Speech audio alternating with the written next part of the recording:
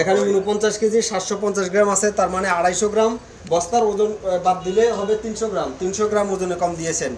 এবং চাল এমন একটা জিনিস, এটার ময়েশ্চার আরও যাবে, ময়েশ্চার আরও গেলে এটা ওজনে আরও কমে যাবে। আপনি নিজে বস্তা করে আপনি ওজনেও কম দিচ্ছেন। আমি বললাম না যে এটা মাপেন, এটা মাপলেই ধরা পড়বে। দেখছেন আপনার ওই চিনিগুড়া চাউল বলতে এটা ওই যেটা এসিআই আছে, এসিআইটা আমরা এটাতে ঢুকাচ্ছি। এটা কি চিনিগুড়া চাল যেটা করতেছেন? হ্যাঁ হ্যাঁ, চিনিগুড়া। এটার সুগন্ধ কই? সুগন্ধ তো এটা পুরান চাউল, তো এটা আপনার গ্রান একটু না না না, এটাই মিথ্যা। নো, এটাই মিথ্যা। আর ওজনে কম দিচ্ছেন আপনি, ওজনে 300 গ্রাম পর্যন্ত কম দিচ্ছেন। আপনি অন্য খোলা চালটা এটার ভিতরে ভরে আপনি চকচকা করে আপনি চিনিগুড়া চাল বলে চালাই দিচ্ছেন। অন্যায় করতেছেন, আবার স্বীকারও করতেছেন। এখানে আমি একা না, আর আপনি আরো 10 জনকে দেন চিনিগুড়া চাল শনাক্ত করুক তারা। ঠিক আছে, কোনটা ঠিক আছে? আমারটা ঠিক না আপনারটা ঠিক? ওটা কি চিনিগুড়া চাল? ওটা কি চিনিগুড়া চাল? 1 নম্বর না, 2 নম্বর চিনিগুড়া, মানে আতপ চাল। এটারে আতপ চাল যখন আপনি ওই চিনিগুড়া হিসেবে দিয়ে দিচ্ছেন, তো এটা 2 নম্বর চিনিগুড়া হয়ে যাচ্ছে। তার মানে এটা নরমাল আতপ চাল। আমরা দুঃখিত, এটা আপনি এখানে কোথাও লিখেন নাই যে এটা 2 নম্বর চিনিগুড়া। এটা লিখেন নাই কোথাও। এটা চিনিগুড়া চাল হিসেবে দিয়ে দিচ্ছেন। তো মানুষ এটাতে স্বাদ, গন্ধ, চিনিগুড়ার যে স্বাদ, গন্ধ কোনোটাই পাবে না। আরেকটা প্রতারণার শিকার হচ্ছে। চিনিগুড়াতে ওটাতে একটু আপনার পুরান চাউল, তো এগুলাতে গ্রান কম। গ্রাম কম থাকবে আপনি বলছেন, কিন্তু এটাতে তো গ্রানই নাই। আপনারা গ্রান পেয়েছেন? আমি তাহলে আরো 10 জনের হাতে দিব চালটা।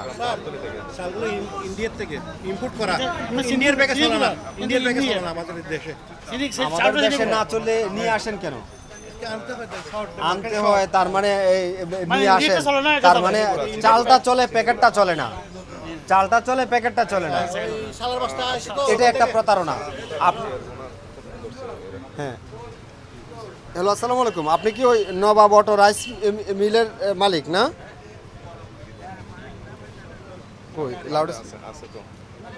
ওই আমরা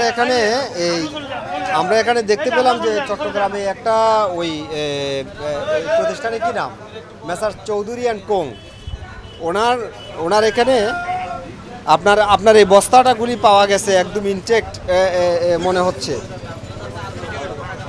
জি জি জি, তা আপনি তো ওনার কাছে চাল বিক্রি করেননি মনে হয়, যে নবাব।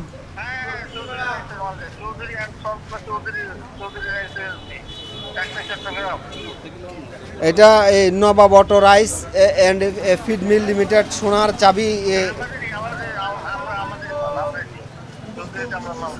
আপনি কি ওই মেসার চৌধুরী অ্যান্ড কোংকে আপনি মাল দেন? কি মাল দেন আপনি? কি মাল দেন? চিনিগুড়া চাল দেন, কিন্তু আপনি তো দেন ওই যে ইন্ডিয়ান চালটা দেন মনে হয়, তাই না? জি, এটা কি ইন্ডিয়ান চালটা দেন না আপনার চালটা দেন? কিন্তু উনি তো বললেন যে আপনার এখানে শত শত বস্তা আছে। আপনি কি ওনাকে সাথে শত শত বস্তা দিয়েছিলেন? নতুন বস্তা শত শত বস্তা দিয়েছিলেন? খালি বস্তা?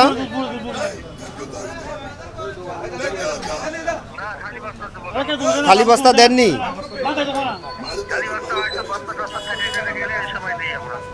না না না, শত শত বস্তা দিয়েছেন কিনা?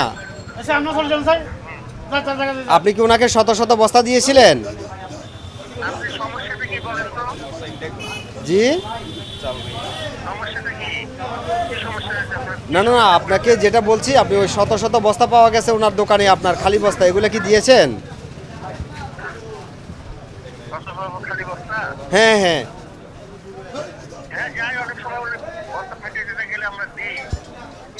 আপনি দেন, কিন্তু দিয়েছেন কিনা আমি প্রশ্ন করেছি সেটা। আমি তো আপনাকে তো বলতে পারছে না। শোনেন, আমি আপনাকে বলি, এই উনিও কারচুপির আশ্রয় নিচ্ছে।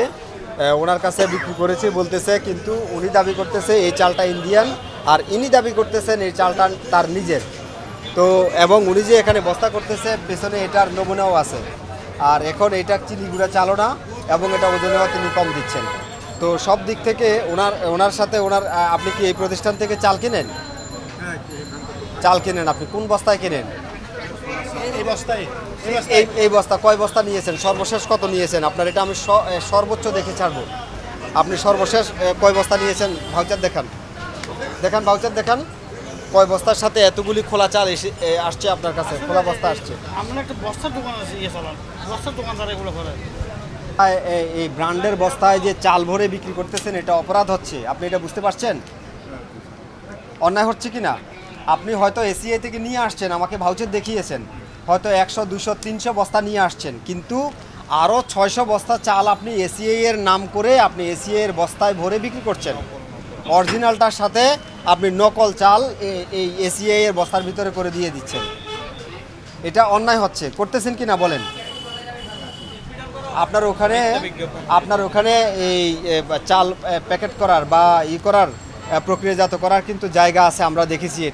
এটা অন্যায় হচ্ছে, মানুষের সাথে প্রতারণা হচ্ছে। করছেন কি না এটা আর করবেন না, এটা আর করবেন? কেন করছেন আপনি? কেন করছেন? ভুল হয়ে গেছে। একটা বিষয়, আপনার এসিআই একটা ব্র্যান্ড, মানুষ তো এটা বিশ্বাসের উপরে কিনে নিয়ে যায় যে আমি একটু ব্র্যান্ডের টাকা নেব, খোলাটা নেব না, খারাপটা নেব না, ব্র্যান্ডেরটা নেব, টাকা বেশি দিয়ে নেব, এবং সেই সুযোগটাই আপনি খাটাচ্ছেন এই জায়গাটায়। এটা ঠিক হচ্ছে? আর করবেন এটা? ওজনে কম দিচ্ছেন কেন?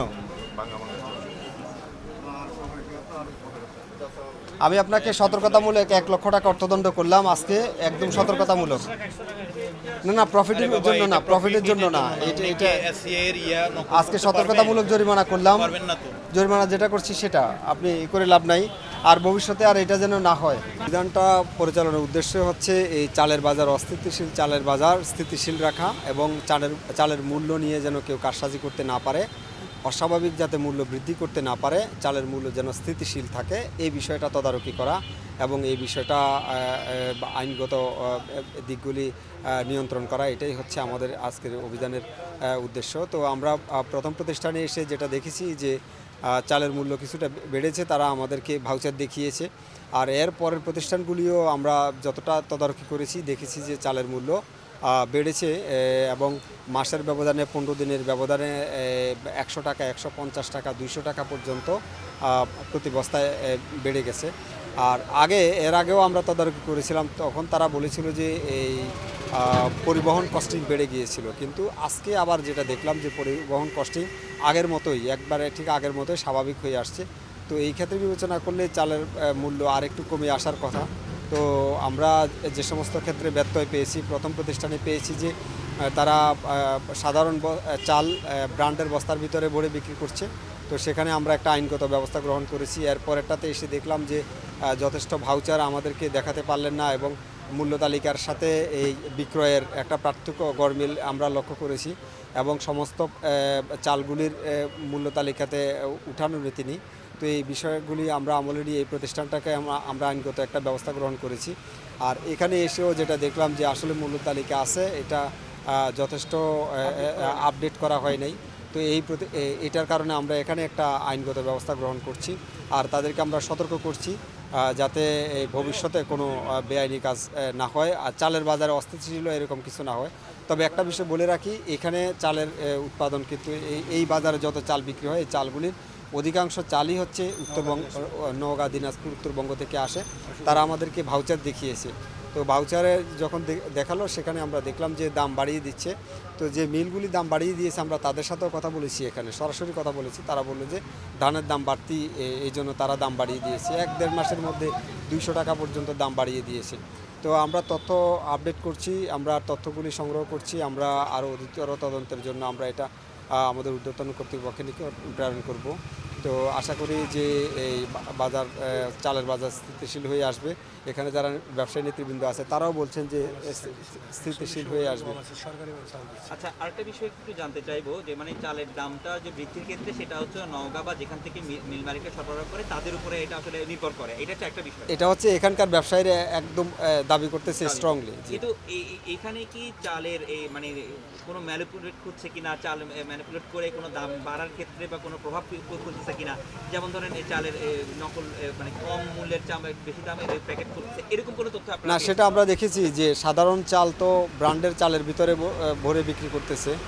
আর একটা প্রতিষ্ঠানকে আমরা ব্যবস্থা নিয়েছি, আর এরপরে আমরা এই পর্যন্ত এরকমটা আর আমাদের নজরে আসেনি।